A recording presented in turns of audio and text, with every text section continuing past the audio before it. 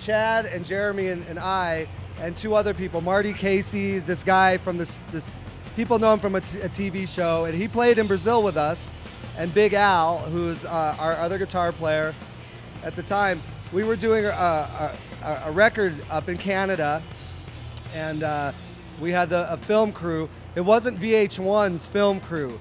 How it works is you film the thing, and then VH1 edits it and they do it, but that record company has so much money. That's why we were up there doing this, for the money. And but all the money in the world doesn't make you smart, okay? So this guy has all this money, and we make this great record, and we film, I don't know, hundreds of hours of video. And he thinks he knows everything, how he's gonna do it and everything. So basically, no one's ever gonna see it. No one's ever gonna hear that record. Because unfortunately, he just doesn't. I said unfortunately, he just doesn't know what he's doing. As Tracy said, you can have all the money in the world, but if you're not smart with it, it just doesn't make any difference. So we just got frustrated, and they just don't have their shit together. So yeah, it's sad, but unfortunately, it is a great record. Maybe it'll see the light of day at some point somehow, but the way things stand right now, no. And it's not LA Guns. It's not an LA Guns record. You know, it's different. It's very good, but it's not blues based. It's it's pretty heavy. It's straight. Very straight. So. Here's a song off the Shrinking Violet record that will be released sometime in America, Del Sur. And it's called Dreamtime. It's for all you lovely ladies out there.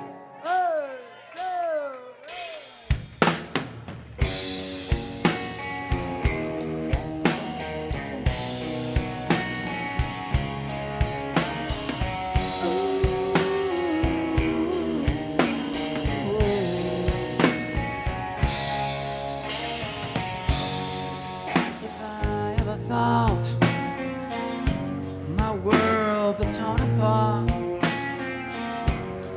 if I ever dreamed I was the lucky one, I wanna touch you, wanna reach you now. It's storming all the time. The lonely one is alone again.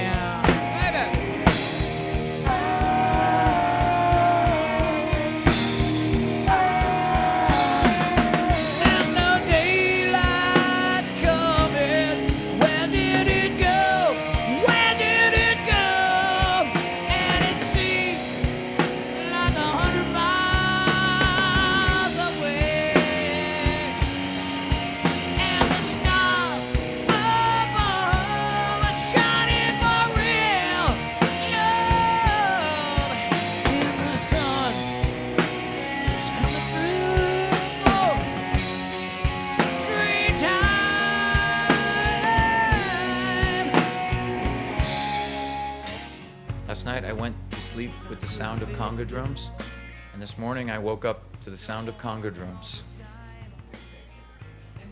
Samba all day long. The gig was amazing. The gig was great. Many thousands of people.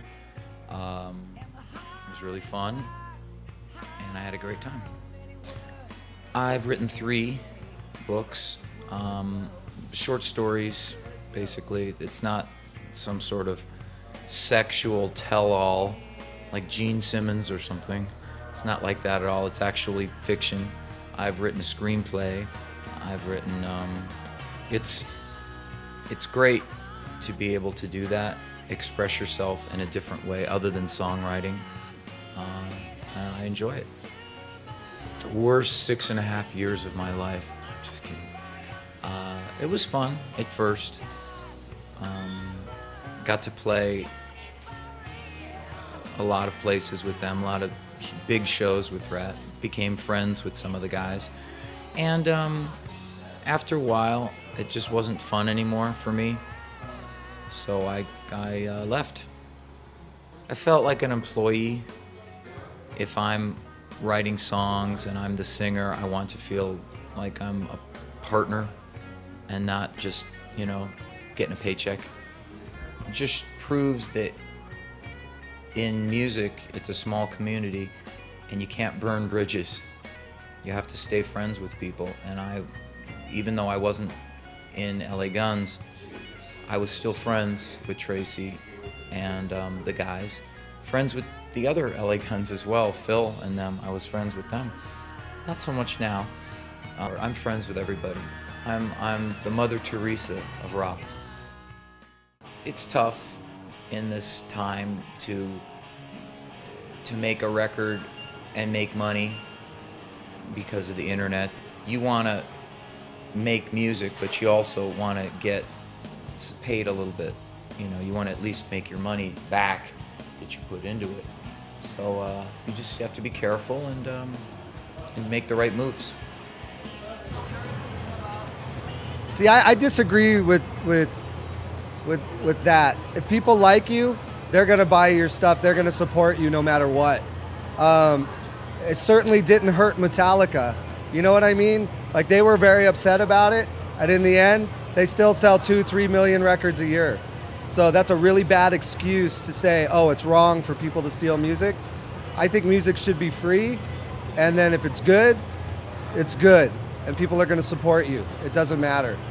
Most bands never make a dime off their record sales anyways, ever. LA Guns, over 20 years, has sold 6 million records in the world, right? And we only started getting record royalties in the mid-90s. We never made any money off our record sales, in the beginning, Only from touring, only from t-shirts, that was it, and publishing. It's there. I think people, they come to a show and the band has a new CD, maybe they buy the ticket and they get the CD for free. So for us to make a record, it's in our benefit because we already have an established name. We have a very good sized fan base and they're very supportive. So we're very lucky, we can make a record that just sounds great and then people are gonna buy it. It's not really an issue, but it's very difficult for young bands, that no one knows yet, and how are people gonna know? That's the important thing. It's like, your music has to be somewhere for people to hear it. And that's the crime, is that there's not very many opportunities for a young rock and roll band to be on a video program or rock and roll radio or anything like that, because those things really don't exist. So it's very difficult. We're lucky. We know we're lucky.